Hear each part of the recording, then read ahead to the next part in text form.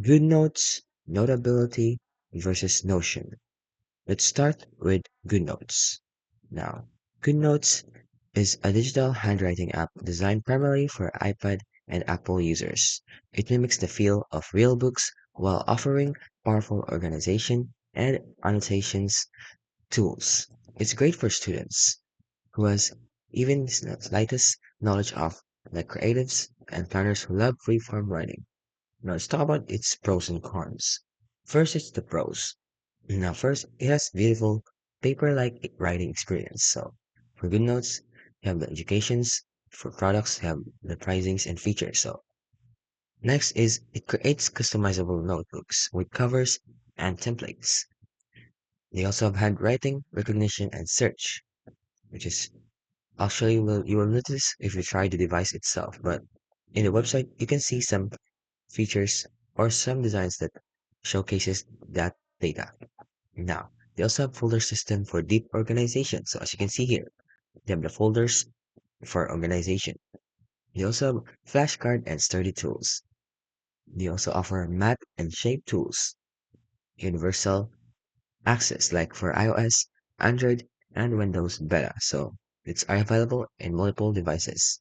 They also have and offers one-time purchases or a freemium model, which is the GoodNotes 5 and the GoodNotes 6. Now let's talk about its cons.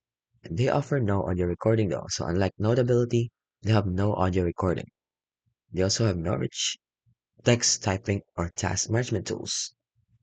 They also know no web clipping or content embedding. It's also not ideal for team collaboration. Now let's take a look at its products. So first we have the GoodNotes 6 pricing. You can also download it on iOS. So here's the pricing. So first one is the free one. So this one has limited access to Apple for interactive exam practice materials, and for sharing and exporting notes, you can have 3 notebooks available. Now for the most popular one, the All Platforms Yearly offers unlimited available notebooks. Also have access to sharing, exporting notes, unlimited available to maximum file size for Apple only, and mostly it's all in Apple. Now for this Apple one-time payment though, so basically it's just Apple one-time payment. It has access to limited access to these features and has access to Apple. Now for the Android and Windows Yearly, it has access to multiple devices, but it has no access to these features that's only available in Apple. And it has a limited amount of files. So although it's unlimited notebook, it has a limited file size. So this is mostly for Apple devices or iOS users. Now, next thing we have is Notability. Notability is a premium note-taking app for iPad that blends handwriting, sketching, and voice recordings. It's known for syncing your writing with audio, making it perfect for students attending lectures or professionals in meetings. Now let's talk about its pros. First, it's offering audio recording, which syncs with handwritten notes, so you can record your audio as you write your notes. It's like a YouTube video. Can also have an easy to use layout and tool palette. So as you can see here, they have a lot of tool palettes, giving some portraits and stickers. They also have strong PDF annotation tools. So if you're not into just taking notes and you want to create PDFs, you can also do that. They also support handwriting and highlighting, which is what you can see here. Your handwriting and your highlighting and typing and the media.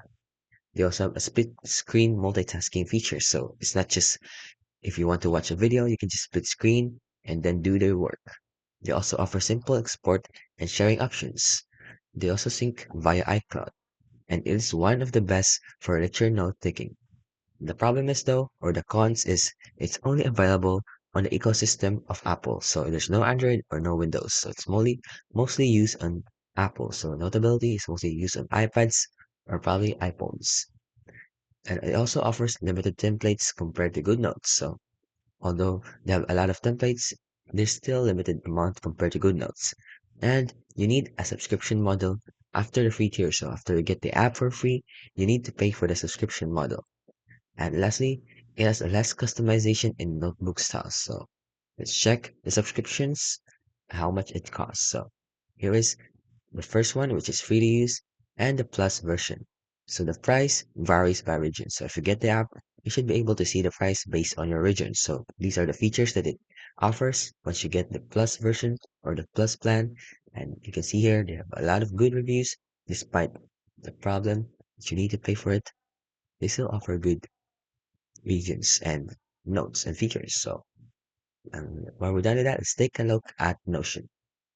Now, Notion, though, is an all-in-one productivity tool that combines note-taking, databases, to-do lists, calendars, wikis, and project management.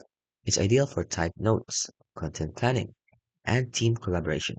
It's less for handwriting and more for like a digital life organization. So let's talk about its pros. So the first pros is it offers type, organize, and link anything text to checklist to media to embeddeds. They also offer creating dynamic dashboards like calendars and databases. They also have real-time collaboration across teams, so you can integrate it with Teams or collaborate with Teams or a lot of Google devices. They also offer templates for journaling, goals, tasks, and projects. They have also an availability on iOS, Android, Mac, Windows, or web, so it's available on multiple devices, which is a really great platform. It also syncs instantly across devices, so it gets updated if you have internet. And lastly, they have a generous free plan with Notion AI as optional upgrade if you want to pay and get the AI. Now let's talk about its cons. It is not designed for handwriting or Apple Pencil users, so basically it's not for like arting and drawing and stuff. It's mostly just dragging and dropping some photos, some graphic designs, and then building up a website, something like that. Then it also has no offline mode, which can be inconsistent. It also requires a steeper learning curve for beginners, so it's hard to learn. It's not that simple. You need to learn and study the website, the platform. It can also feel like an overkill for simple notes, so it's like exaggerated simple notes. And lastly, it's not suitable for direct PDF annotation, so it's not really meant for researchers or students. It's mostly meant for lecturers who want to create like a guide for the students to study from. Now, which one should you choose? So, choose Goodnotes if you want the most refined digital handwriting notebook, ideal for taking neat notes, sketching diagrams, and organizing your life on iPad with Apple Pencil. And choose Notability if you need handwritten notes plus audio recording for school or work, which is great for playing lectures and syncing notes with sound. And lastly, choose Notion. Choose Notion if you're focused on type productivity, project management, databases, or organizing everything in one workplace. It's mainly ideal for writers, planners, students, and lecturers and teams. So overall, GoodNotes is best for handwriting, Notability is best for audio sync notes, and Notion is best for digital organization.